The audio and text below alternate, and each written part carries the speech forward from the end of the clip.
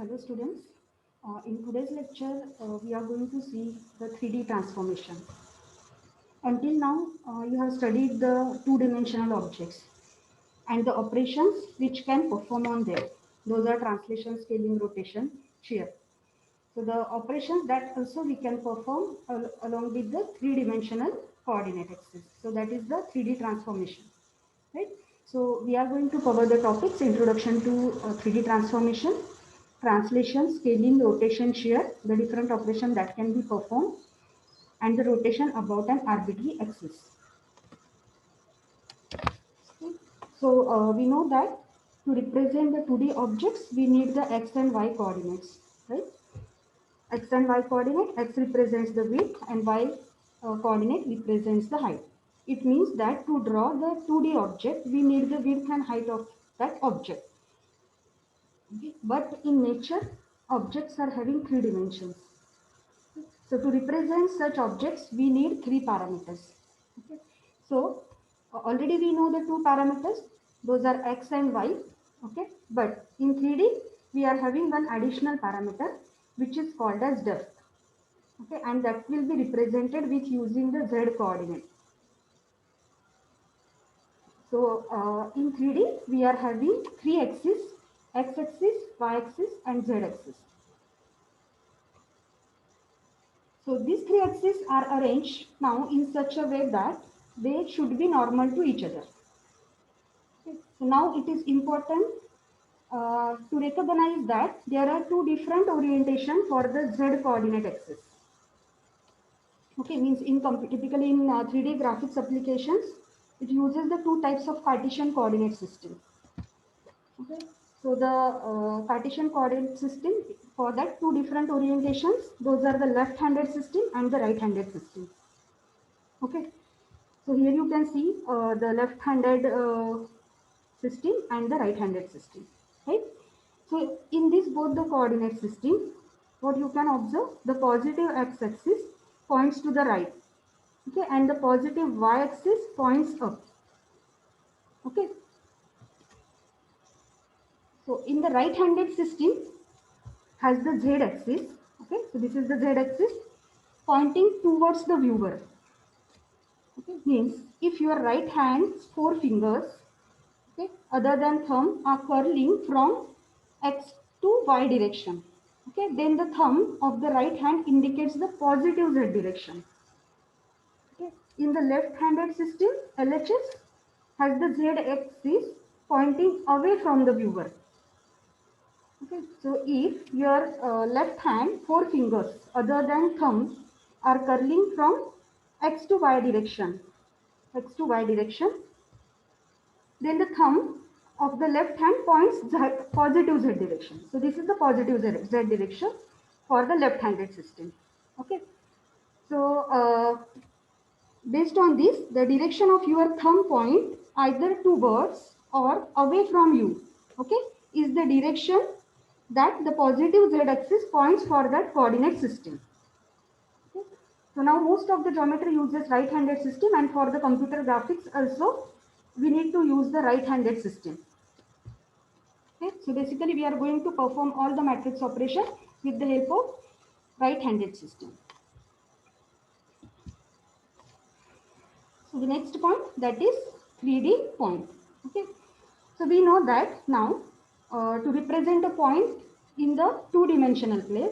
Now how to represent a point in the three-dimensional plane? Okay. So now we can represent any point by a set of three values. Okay. Why set of three values? We know that will be required set of three values for a particular point: x, y, and z. Means a point will be having three values: x, y, and z. It is required that is the depth of the object, okay, or depth of the point, we can say. Okay, so x represents what? The horizontal distance, that is width. Y represents the vertical distance, that is height along y axis, and z represents the depth along z axis. Okay, so here you can see we can use the column vector or row vector to represent a point. Okay, so we will consider the points as a column vectors. So thus, a typical point with coordinate x, y, z is represented as, how to represent in a column vector? Like this, x, y, and z. Okay. We can also represent with using row vector, but here now we'll stick to the common vector to perform all the matrix operations. Okay. So the representation of a point in the three-dimensional plane, for that will be required the vectors, and that is represented in this form. Okay. Now 3D point homogeneous coordinate. Okay. So a 3D point P is represented in the homogeneous coordinate by a 4-dimension vector.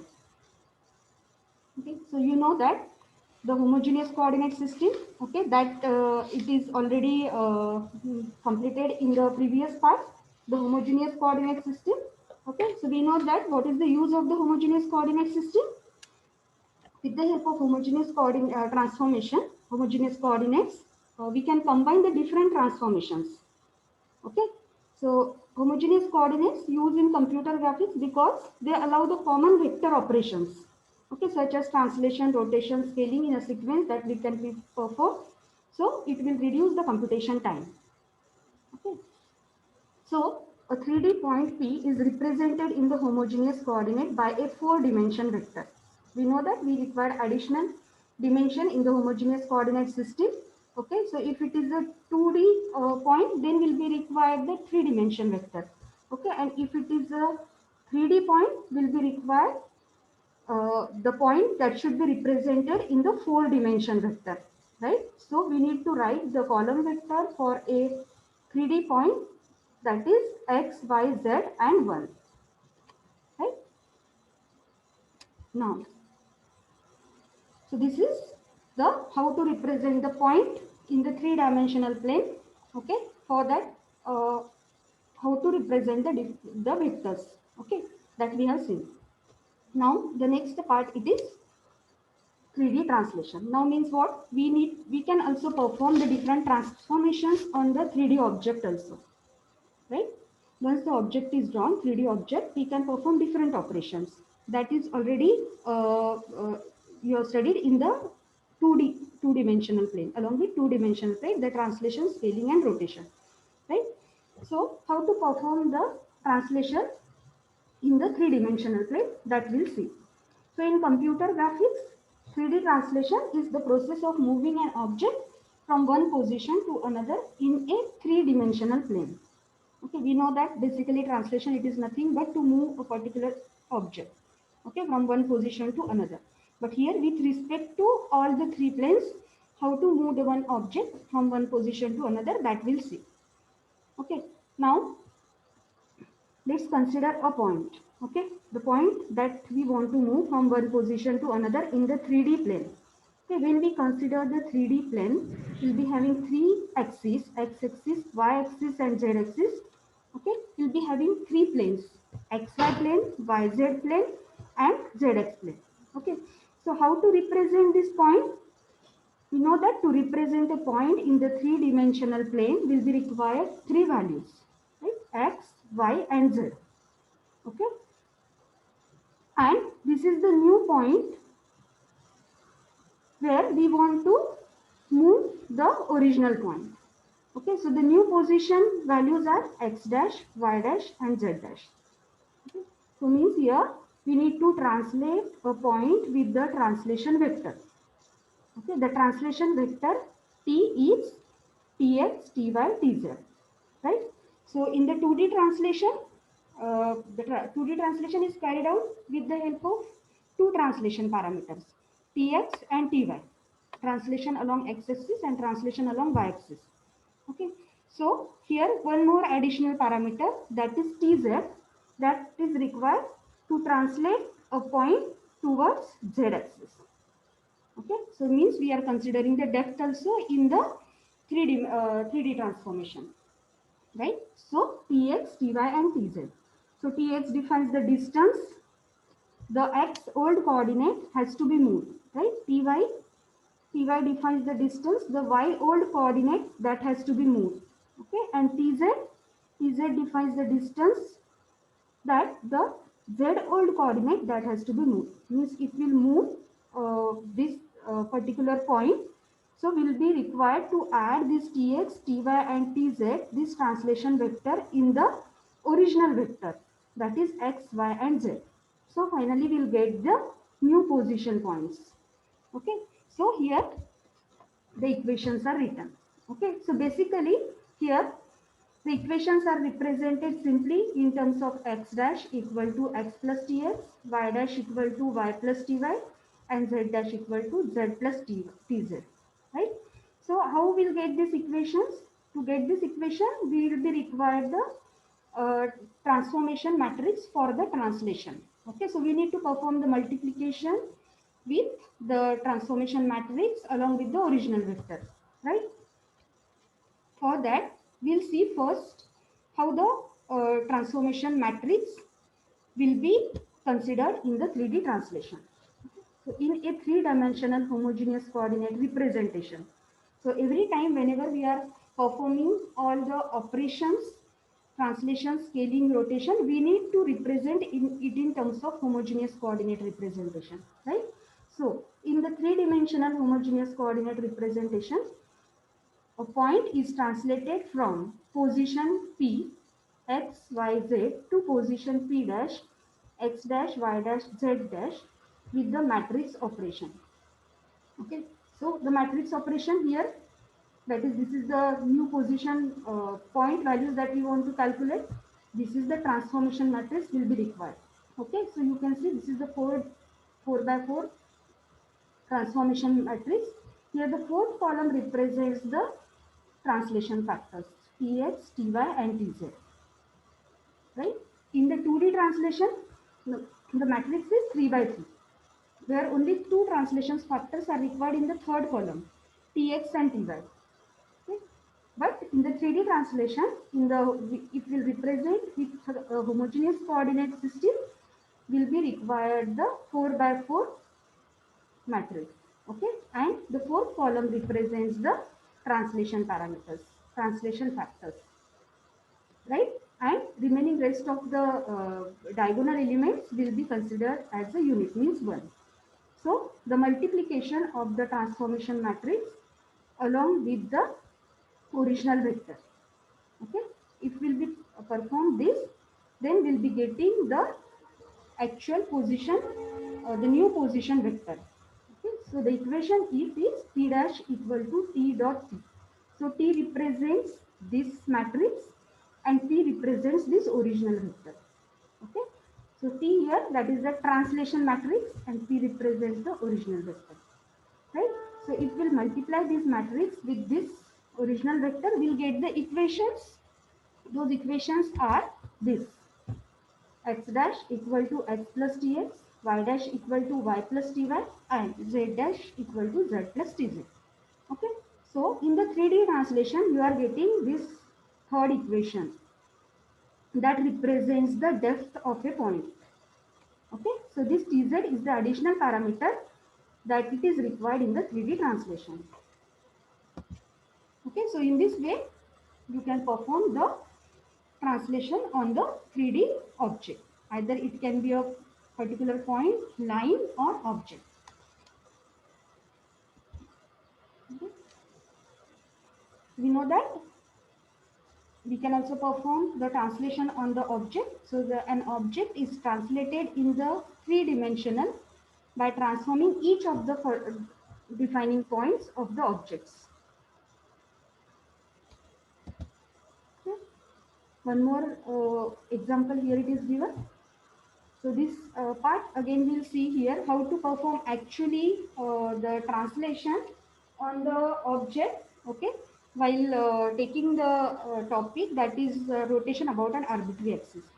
Okay, so an object represented as a set of polygon surfaces is translate each vertex of each surface and redraw the polygon faces in the new position. Okay, so now to understand this type of examples, later we'll see the mathematical calculations for one example.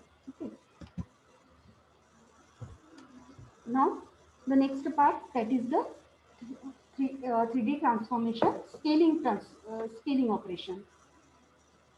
Okay.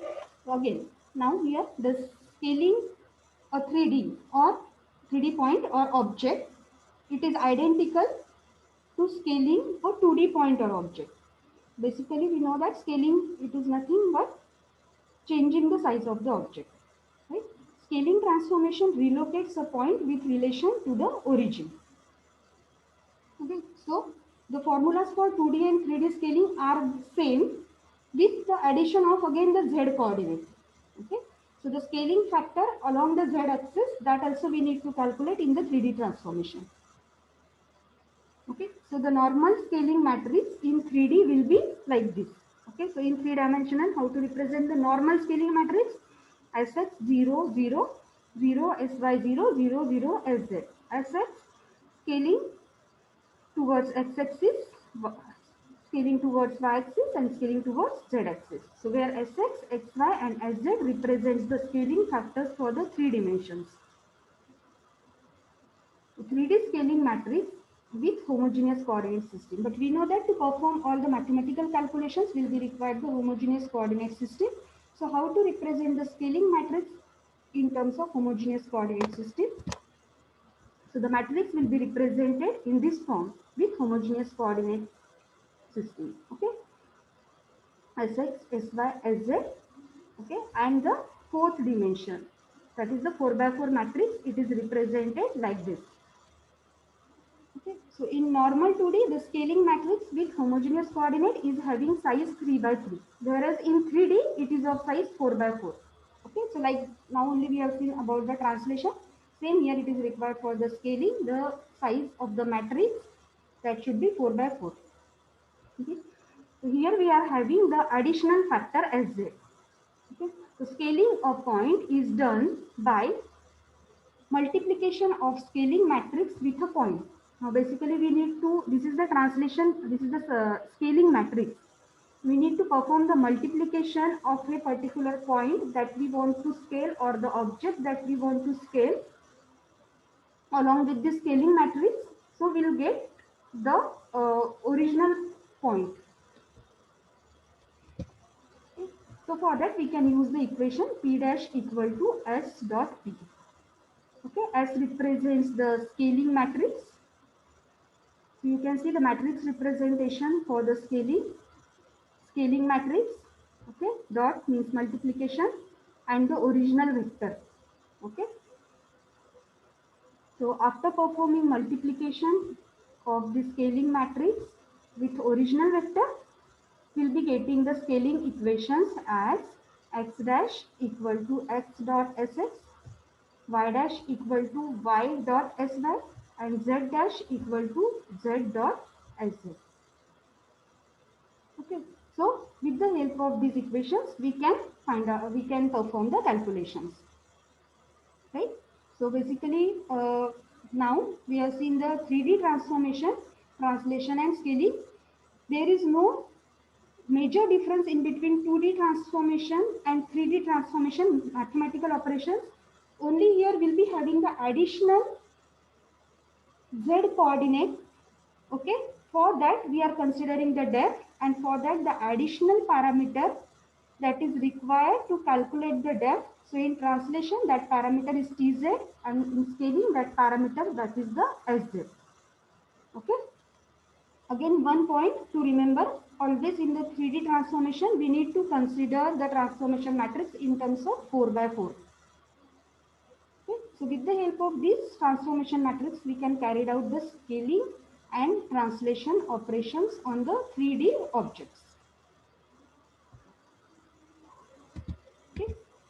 So the next part we'll see that is the 3D rotation.